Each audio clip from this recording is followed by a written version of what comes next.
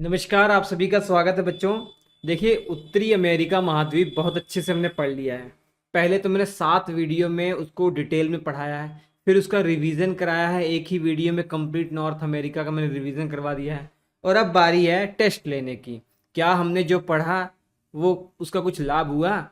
तो उसको जांचने के लिए एग्ज़ाम में जितने भी प्रश्न आए हुए हैं वो मैं आपके सामने लेकर आया हूँ। अपने आप को देखिए कितने प्रश्न का जवाब आप सही दे पाएंगे। तो चलिए शुरुआत करते हैं बच्चों। ठीक है, तो इसके जो क्लास नोट्स हैं वो श्री एजुकेशन एप्लीकेशन पर अवेलेबल हैं। बहुत बेहतरीन क्लास नोट्स हैं, जरूर ले लीजिएगा। उत्तरी अमेरिका महाद्वीप का सबसे बड़ा देश कौन सा है क्षेत्रफल के हिसाब से? तो राइट आंसर हो जाएगा कनाडा। कनाडा, जिसकी राजधानी ओटावा है। कनाडा की राजधानी ओटावा है। तो ये क्षेत्रफल की दृष्टि से सबसे बड़ा देश है। और जनसंख्या की दृष्टि से पूछा जाएगा तो अमेरिका, यूएसए सबसे बड़ा देश हो जाएगा नॉर्थ अमेरिका का। नॉर्थ अमेरिका महाद्वीप का जनसंख्या के हिसाब से, क्षेत्रफल के हिसाब से कनाडा हो जाएगा। याद हो जाएगा, वेरी गुड। और टोटल 23 देश हैं बच्चों, टोटल इसमें 23 देश हैं। ठीक है, ये देखिए मैप है नॉर्थ अमेरिका का, ये कनाडा है। तो कनाडा सबसे बड़ा देश है क्षेत्रफल के हिसाब से, बहुत सारे आइलैंड भी इसके अधीन हैं। क्षेत्रफल के हिसाब से सबसे बड़ा है। जनसंख्या के हिसाब से ये यूनाइटेड स्टेट अमेरिका है। टोटल इसमें स्वतंत्र रूप से 23 कंट्रीज हैं।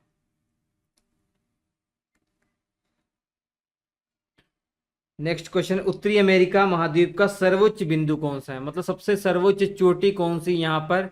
मैंने आपको पढ़ाया हुआ है, अलास्का जो रीजन है जो अमेरिका के कब्जे में है, वहाँ पे एक पर्वत श्रेणी है, अलास्का पर्वत श्रेणी। उसी पर्वत श्रेणी में एक सबसे ऊंची चोटी है, मैकिनले, माउंट मैकिनले, या देनाली भी इसका नाम है। इसका नाम एक और है, देनाली।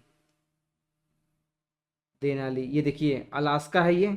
मैप में आप देख रहे हैं अलास्का अमेरिका के कब्जे में है, जो पहले रशिया का भाग होता था, लेकिन रशिया ने अमेरिका को दे दिया। और यहाँ पर एक पर्वत श्रेणी है, यहीं पर एक पर्वत श्रेणी है, अलास्का पर्वत श्रेणी। और इसी पर्वत श्रेणी की जो सबसे ऊंची चोटी है वही नॉर्थ अमेरिका महाद्वीप की भी सबसे ऊंची चोटी है। इसका नाम है माउंट मैकिनले। माउंट मैकिनले, और इसे देनाली भी कहा जाता है।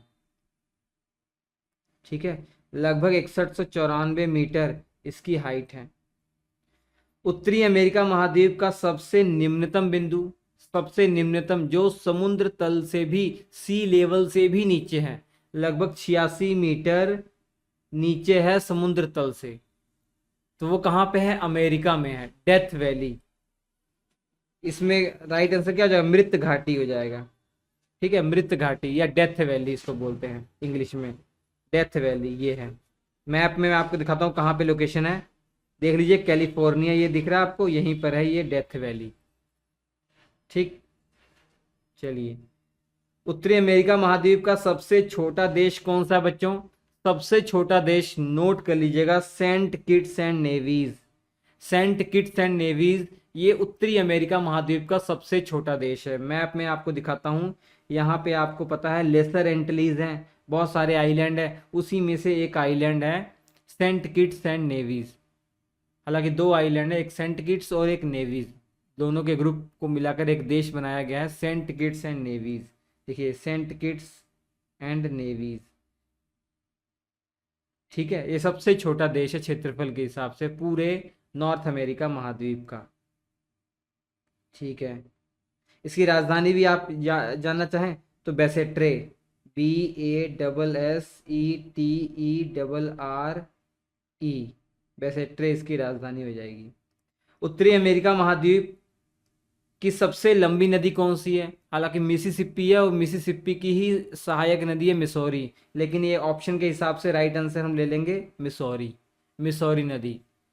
ठीक है, ये मैप में आपको दिखाता हूँ, देखिए ये मिसिसिपी नदी है, ये सबसे लंबी नदी है पूरी नॉर्थ अमेरिका महाद्वीप की, इसी की सहायक नदी है मिसौरी। ये मिसिसिपी की ही सहायक नदी है मिसौरी। अमेरिका से निकलती हैं यार, गल्फ ऑफ मैक्सिको, मैक्सिको की खाड़ी में गिरती हैं। मैक्सिको की खाड़ी दुनिया की जितनी भी खाड़ियां हैं सबसे बड़ी खाड़ी यही मैक्सिको की खाड़ी है, नोट कर लीजिएगा। और इस नदी की लंबाई लगभग 3467 किलोमीटर की है। ताजे पानी की विश्व की सबसे बड़ी झील ये भी नॉर्थ अमेरिका में ही पड़ती है। किस राज्य में पड़ती है, किस देश में पड़ती है? अमेरिका में पड़ती है। हालांकि अमेरिका कनाडा के बॉर्डर पर है। ठीक है, इसका नाम है सुपीरियर झील। देखिए ये सुपीरियर झील, यहाँ पर 5 ग्रेट लेक्स हैं, 5 ग्रेट लेक्स हैं। 4 तो अमेरिका और कनाडा के बॉर्डर पर है, और एक जो मिशिगन है ये पूरी तरीके से अमेरिका में पड़ती है। और बॉर्डर पे कौन कौन सी है, सुपीरियर लेक है, ये ह्यूरोन लेक है, और ये आयरी लेक है, और ये ओंटारियो लेक है। ठीक है, तो याद रखिएगा। तो सुपीरियर लेक ताजे पानी, मीठे पानी, मतलब पीने योग्य पानी की सबसे बड़ी झील है, दुनिया की सबसे बड़ी झील। वैसे नॉर्मल झीलों में अगर पूछा जाएगा तो दूसरे नंबर पर आती है। पहले नंबर पर कैस्पियन सागर है। कैस्पियन सागर नाम से सागर है, लेकिन ये झील है कैस्पियन सागर। जब एशिया महाद्वीप पढ़ेंगे तो उसमें जिक्र आएगा, एशिया और यूरोप महाद्वीप पढ़ेंगे तो उसमें जिक्र आएगा कैस्पियन सागर का। वो खारे पानी है, उसमें समुद्र जैसा पानी है। ठीक है, विश्व का व्यस्त हवाई अड्डा कौन सा है, सबसे बिजिएस्ट हवाई अड्डा कौन सा है, तो ये अमेरिका में है। अमेरिका में एक हवाई अड्डा है, अटलांटा अंतर्राष्ट्रीय हवाई अड्डा। 2022 की रिपोर्ट के हिसाब से ये अटलांटा अंतर्राष्ट्रीय हवाई अड्डा जो अमेरिका में है, सबसे बिजिएस्ट हवाई अड्डा है पूरी दुनिया का। विश्व का सबसे बड़ा रेलवे जंक्शन कहाँ पर स्थित है बच्चों, न्यूयॉर्क में। राइट आंसर क्या हो जाएगा, न्यूयॉर्क। ग्रैंड सेंट्रल टर्मिनल इस स्टेशन का नाम है, न्यूयॉर्क में, अमेरिका के।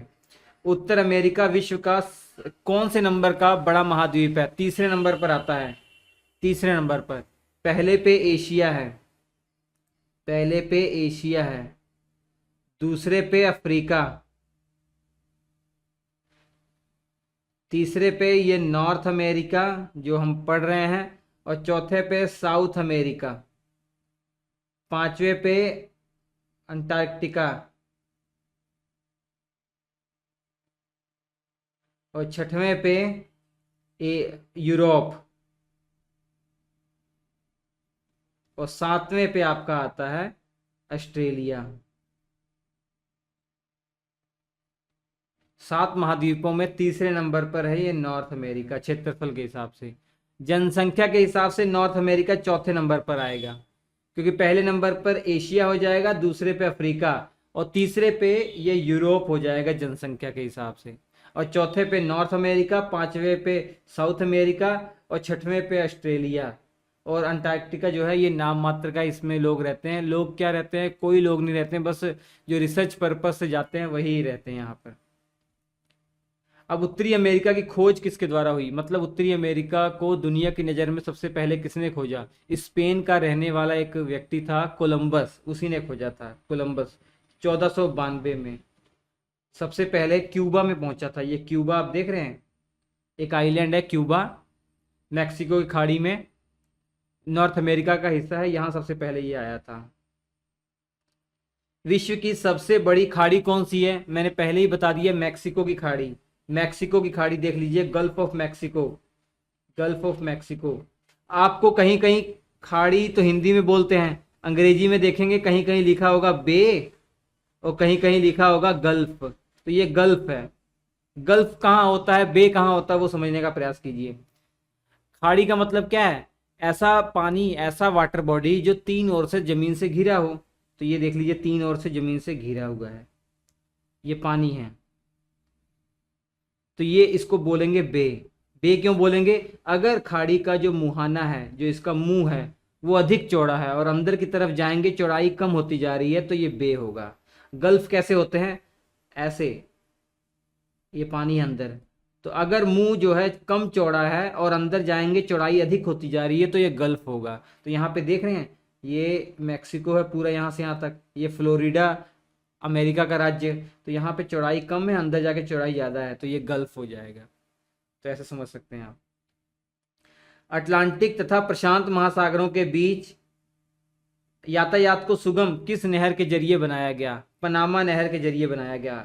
भैया पनामा नहर के बारे में आप पढ़ेंगे तो ये इंजीनियरिंग का एक नायाब नमूना है।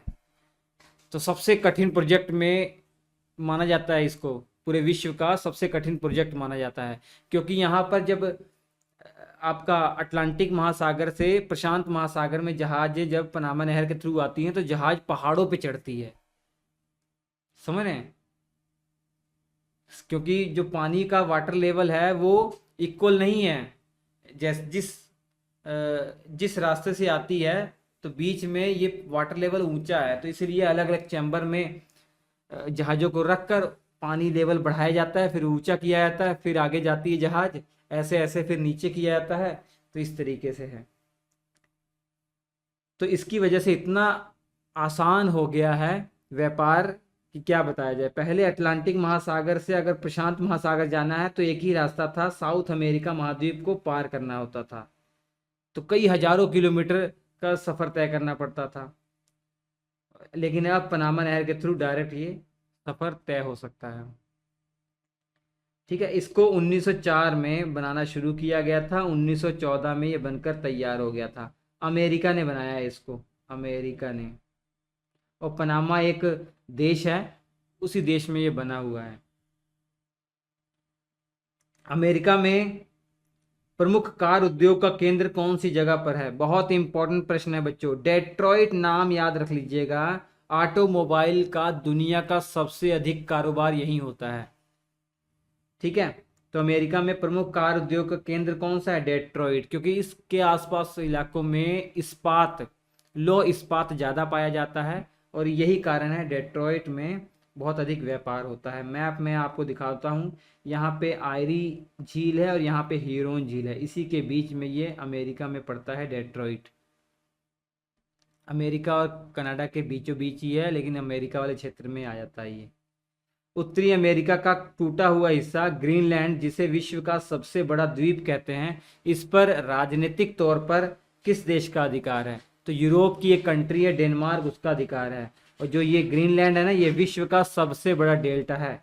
ये देख रहा, मैं आपको दिखाता हूँ, ये मैप में आपको दिखाई दे रहा होगा, ये ग्रीनलैंड है, विश्व का सबसे बड़ा डेल्टा। आप देखेंगे अगर तो फिजिकली, तो ये फिजिकल मैप में देखेंगे तो ये नॉर्थ अमेरिका का भाग है, लेकिन इस पर कब्जा, पॉलिटिकली इस पर कब्जा डेनमार्क का है। ठीक है, डेनमार्क का। चलिए, उत्तरी अमेरिका का नाम किसके नाम पर पड़ा? एक पुर्तगाली नाविक था, अमेरिगो वेस्पुक्की, उसी के नाम पर ये पड़ा। ये वेस्पुक्की है, वेस्पुक्की। उत्तरी अमेरिका का सबसे बड़ा बंदरगाह कौन सा बच्चों? सबसे बड़ा पोर्ट न्यूयॉर्क, न्यूयॉर्क है अमेरिका के अंदर। उत्तरी अमेरिका के दक्षिण पूर्व तट पर चलने वाले चक्रवात को क्या कहते हैं? हरिकेन और टार्नेडो। बहुत इंपॉर्टेंट है ये चक्रवात, इतना खतरनाक है यहाँ पर। हरिकेन और टार्नाडो इसको कहते हैं। उत्तरी अमेरिका के सुदूर उत्तर में अवस्थित अलास्का क्षेत्र पर किस देश का राजनीतिक अधिकार? मैंने बता दिया, अमेरिका का अधिकार है। ये जो अलास्का है, इस पर किसका अधिकार है? इस पर अमेरिका का अधिकार है। सबसे पहले ये किसके पास था? रशिया के पास था, लेकिन 1867 में रशिया को क्या सूझा, उसने अमेरिका को दे दिया। बाद में पता लगा यहाँ पर बहुत सारे खनिज पदार्थों का भंडार है। अब पछता रहा होगा रशिया। और इसी को लेकर कनाडा और अमेरिका में विवाद बना हुआ है अभी भी। उत्तरी अमेरिका को दक्षिणी अमेरिका से अलग कौन करता है? मैंने बता दिया, पनामा देश में एक नहर खुदवाई गई है, पनामा नहर, यही उत्तरी अमेरिका को दक्षिणी अमेरिका से अलग करती है। यहाँ पर है पनामा नहर। उत्तरी अमेरिका में एक सबसे बड़ा द्वीप कौन सा है? तो ग्रीनलैंड, सिंपल सी बात है, ये उत्तरी अमेरिका का ही नहीं पूरे विश्व का सबसे बड़ा आइलैंड है, द्वीप है। यहाँ पर है ग्रीनलैंड। एरिजोना किसके लिए प्रसिद्ध है? तो बच्चों एरिजोना ये अमेरिका में पड़ता है, तांबा उत्पादन के लिए बहुत फेमस है ये एरिजोना। कहाँ वायुयानों को झीलों और सागरों पर जमी बर्फ के ऊपर ही उतार दिया जाता है? कनाडा के अंदर ऐसा किया जाता है। कनाडा के अंदर, कनाडा का मॉन्ट्रियल किस उद्योग का केंद्र है? कागज उद्योग का केंद्र है बच्चों, मैंने आपको बताया हुआ है, डिटेल में पढ़ाया हुआ है। सेंट लॉरेंस जो नदी है, यहाँ पे नदी कौन सी है? सेंट लॉरेंस नदी बहती है। तो सेंट लॉरेंस नदी के अंदर ही ये नदी है। नदी जब मैदानी क्षेत्र में यहाँ जा रही है तो फैल जा रही है, ऐसे फैल जा रही है। तो बीच में एक आइलैंड है, नदी द्वीप है, उसी का नाम है मॉन्ट्रियल। तो दुनिया का सबसे बड़ा शहर किस नदी द्वीप पर है? तो ये सेंट लॉरेंस नदी पर ही है, ये एक आइलैंड है मॉन्ट्रियल। और वैसे सिंपल पूछा जाए सबसे बड़ा नदी द्वीप कौन सा है पूरी दुनिया का? तो माजुली नदी द्वीप है, माजुली आइलैंड है। ये ब्रह्मपुत्र नदी के ऊपर है और इंडिया में है, इंडिया में, आसाम में। ठीक है। और जबकि ये आपका जो मॉन्ट्रियल है, ये मॉन्ट्रियल क्या है? मॉन्ट्रियल बच्चों शहर है, दुनिया का सबसे बड़ा शहर है जो एक नदी द्वीप पर बसा हुआ है। किसे गोल्डन गेट के नाम से जाना जाता है? सैन फ्रांसिस्को को, अमेरिका में सैन फ्रांसिस्को को जो कैलिफोर्निया में है, इसी को गोल्डन गेट के नाम से जाना जाता है।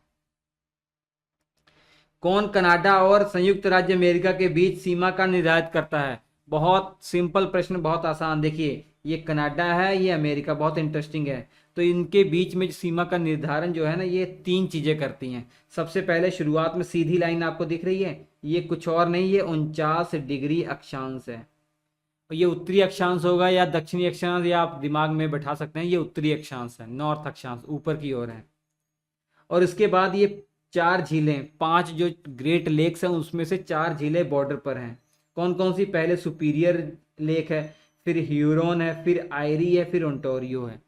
अब ये इंटरनेशनल लॉ कहता है कि अगर कोई वाटर बॉडी किसी देश के बीचों बीच है तो उसका पानी दोनों देश जो है वो यूज करेंगे। तो इसलिए सुपीरियर, ह्यूरोन, आयरी, ओंटारियो, इनका पानी दोनों देश यूज करते हैं।